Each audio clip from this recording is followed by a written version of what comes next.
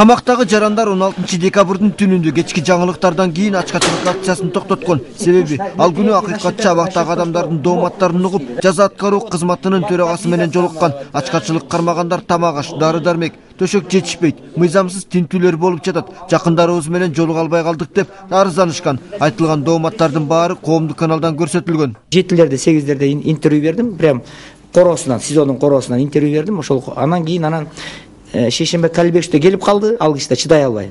Анан ал киши дагы ошол замат интервью берди. Анан ошондон кийин саат 9-дарда азыр Калыбек Өзбеч өзү айтып берет, ачкачылык акциясы токтоду. 3000ден айланасында адамдар бир маалда токтотушту да. Какие у вас требования? Скажите.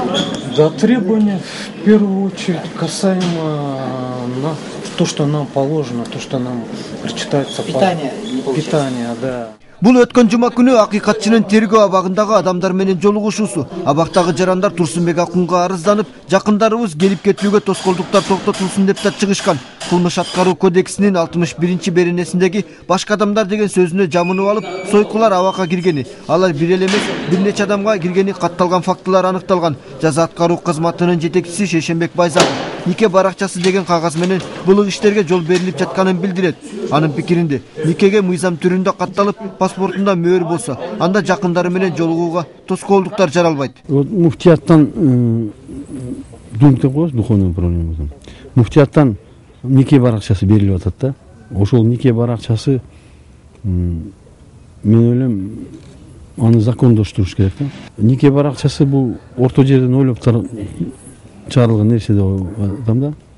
Муну закондоштуруш керек. Учурда эл өкүлдөрү, министрликтерден куралган атайын комиссия түзүлдү. Алар абактагылардын талаптарынан жаралган маселени иликтеп чыгышат. Тамак ашы жөнүндө, матрастардын эскилиги жөнүндө, сотрудниктердин биздин кызматкерлердин ошо абакта жаткандардагыдан тыйын сураган кездерин, губоп кирдиби, чыктыбы, же күндө эле кирип атабы, ошолор жөнүндө.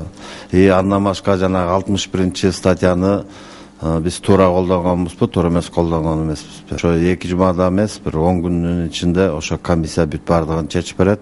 Жаза аткаруу кызматынын жетекчилиги учурда тергөө абагында абалтынч деп билдирет. Ар кандай мыйзам бузуу, терс көрүнүштөр токтогон. Уланбек Текамбаев, Бактурсун Дүйшөнбеков, Коомдук 1 канал.